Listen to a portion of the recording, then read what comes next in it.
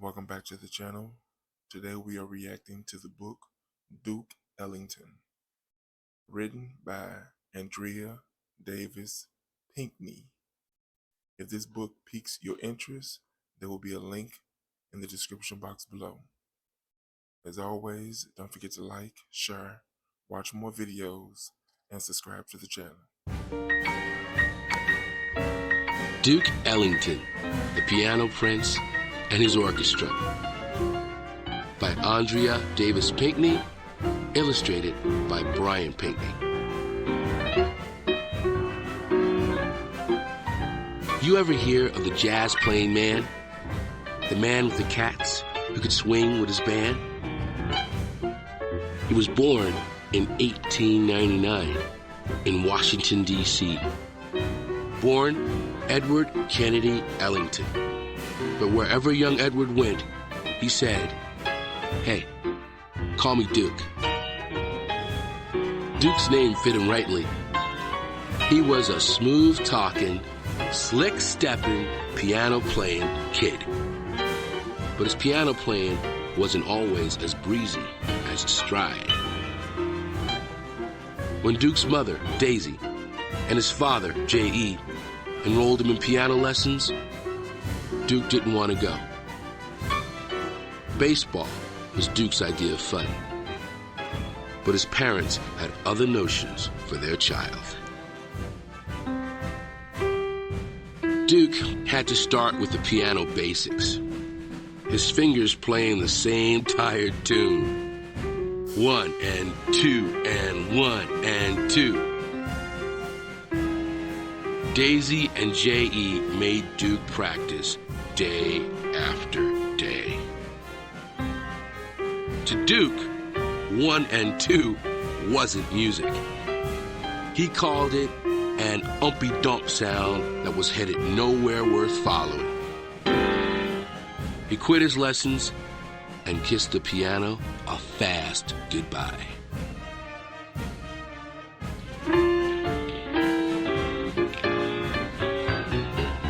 Years later, on a steamy summer night, Duke heard that umpy-dump played in a whole new way. Folks call the music ragtime. Piano that turned umpy-dump into a soul-rousing romp. The ragtime music set Duke's fingers to wiggling. Soon he was back at the piano, trying to plunk out his own ragtime rhythm. 1 and 2 and 1 and 2. At first, this was the only crude tinkling Duke knew. But with practice, all Duke's fingers rode the piano keys. Duke started to play his own made-up melodies. Whole notes, chords, sharps, and flats, left-handed hops, and right-handed slides. Believe it, man, Duke taught himself to press on the pearlies like nobody else could. His 1 and 2 umpy-dump became a thing of the past. Now, playing the piano was Duke's all-time love.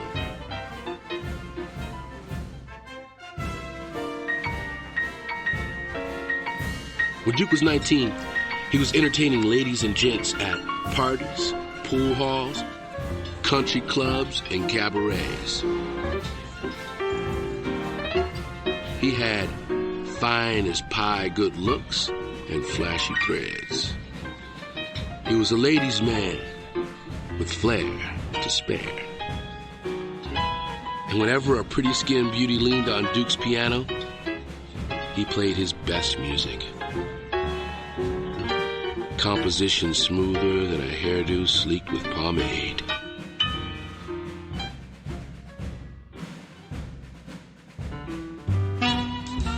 It wasn't long before Duke formed his own small band, a group of musicians who played all over Washington, D.C. But soon, they split the D.C. scene and made tracks for New York City, for Harlem, the place where jazz music ruled. They called themselves the Washingtonians and performed in all kinds of New York City honky-tonks. Barron's Exclusive, The Plantation, Ciro's, and the Kentucky Club. Folks got to know the band by name and came to hear them play.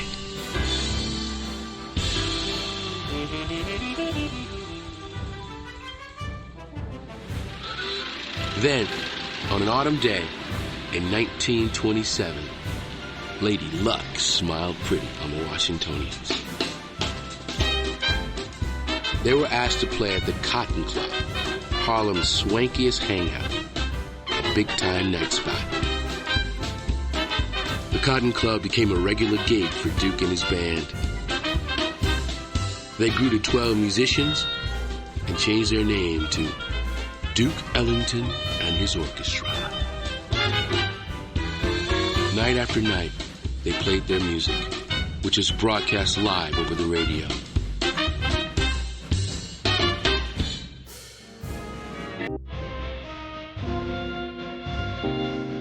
For all those homebodies out in radio lovers land, folks who only dreamed of sitting pretty in the cotton, the show helped them feel like they were out on the town. Duke's Creole love call was spicier than a pot of jambalaya.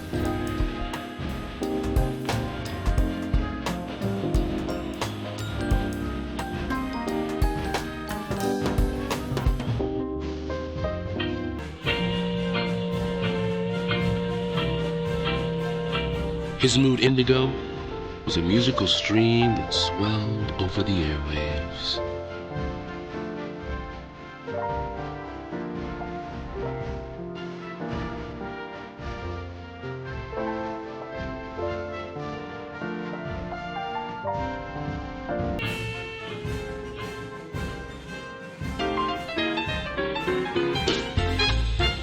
Sometimes the orchestra performed their tunes straight up. But other nights, when the joint started to jump, Duke told his band to play whatever came to mind, to improvise their solos, to make the music fly. And they did. Each instrument raised its own voice. One by one, each cat took the floor and wiped it clean with his own special way of playing. Sonny Greer pounded out the bang of jump rope beat on the street with his snare drum, a subway beat on his bass drum, a sassy ride on his cymbal. Sonny's percussion was smooth and steady. Sometimes only his drumsticks made the music, cracking out the rattly beat of wood slapping wood.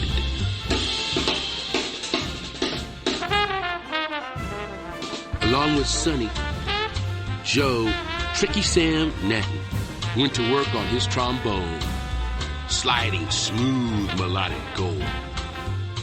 He stretched the notes to their full tilt, pushing and pulling their tropical lilt. When Tricky Sam was through, he'd nod to Otto Toby Hardwick. "Your turn," he'd say. "Take the floor, Daddy-o." Toby let loose on his sleek brass sax, curling his notes like a kite tail in the wind. A musical loop-de-loop with a serious twist.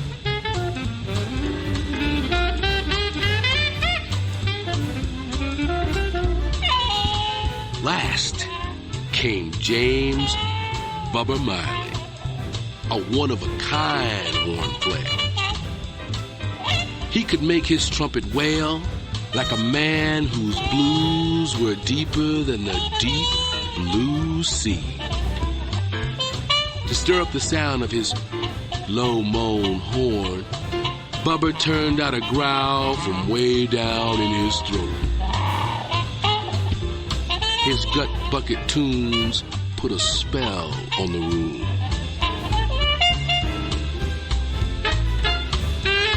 Yeah, those solos were kicking.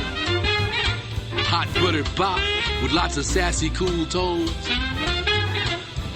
When the band did their thing, the Cotton Club performers danced the black bottom, the fishtail, and the Susie Q.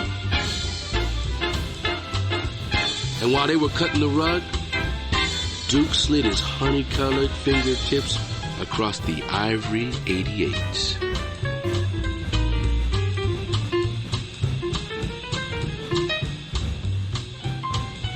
The word on Duke and his band spread from New York to Macon to Kalamazoo and on to the sunshiny Hollywood Hills. The whole country soon swung to Duke's beat. Once folks got a taste of Duke's soul-sweet music, they hurried to the record stores asking, "Yo, you got the Duke? Slide me some King of the Caves, please. Gonna play me that Piano Prince and his band." People bought Duke's records, thousands of them. In 1939, Duke hired Billy Strayhorn, a musician who wrote songs. Billy became Duke's ace, his main man. Duke and Billy worked as a team. Together, they composed unforgettable music.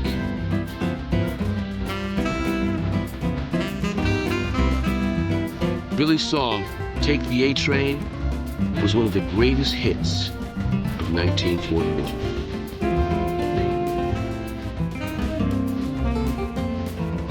With the tunes that he and Billy wrote, Duke painted colors with his band sound. He could swirl the butterscotch tones of Tricky Sam's horn with the silver notes of the alto saxophones and all those clarinets.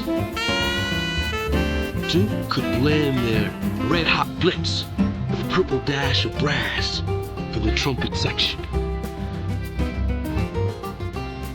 In time, folks said Duke Ellington's real instrument wasn't his piano at all. It was his orchestra. Most people called his music jazz, but Duke called it the music of my people. And to celebrate the history of African American people, Duke composed a special suite he called Black, Brown, and Beige.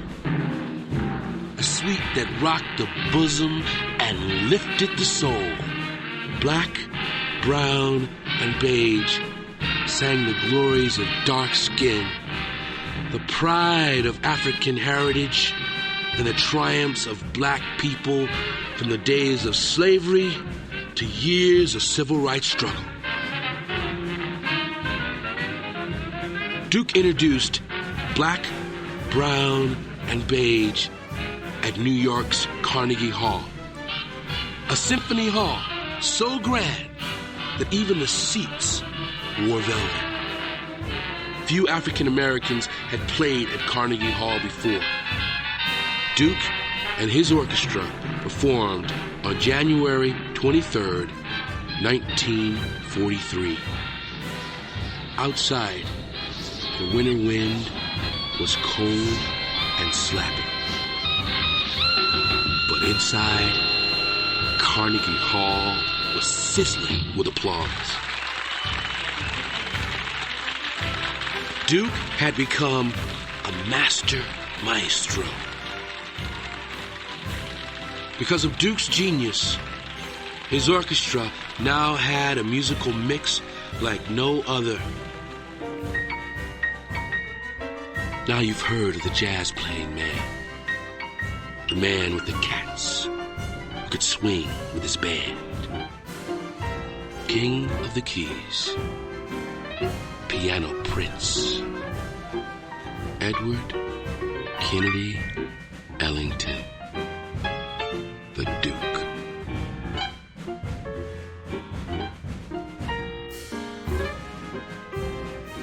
truly a Duke. Edward Kennedy Duke Ellington, born April 29, 1899, was a forerunner in the evolution of jazz. He composed and played swing music, one of the best-loved jazz forms to grace the American music scene. The roots of jazz encompass several types of music: blues, ragtime, folk music, and marches that originated from the musical traditions of African American people. Since its birth in the early 20th century, jazz has grown to include many styles that remain popular today. In 1927, Duke Ellington and his orchestra began a highly successful engagement at Harlem's renowned Cotton Club, a run that lasted 5 years. By the early 1930s, Duke began to produce complex, original arrangements that resembled music of classical orchestras, yet were still popular among all kinds of music lovers. Sophisticated Lady and I Got It Bad are among the most memorable. Duke composed some of these tunes together with Billy Strayhorn, which made his band a force to be reckoned with. Duke's orchestra toured the United States and abroad, delighting audiences wherever they went. On January 23, 1943, Duke performed a concert at Carnegie Hall. Though some jazz musicians had played there before, few had performed elaborate music like Duke's. Duke wrote Black, Brown, and Beige especially for the event.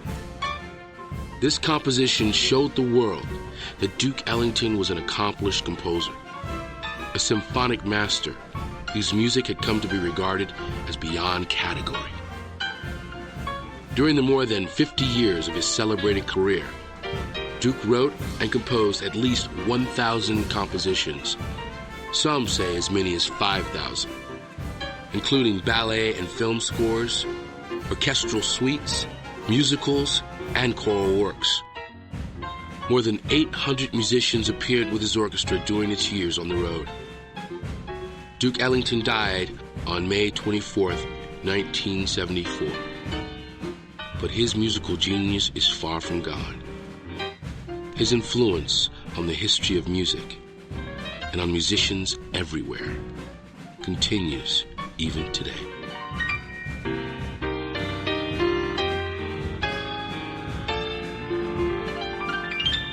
We must thank Andrea Davis Pinkney for that beautifully written masterpiece. Can you imagine being born in the early 1900s? What do you think would be your favorite genre of music? Do you play an instrument? Please answer these questions in the comments below. As always, don't forget to like, share, watch more videos, and subscribe to the channel.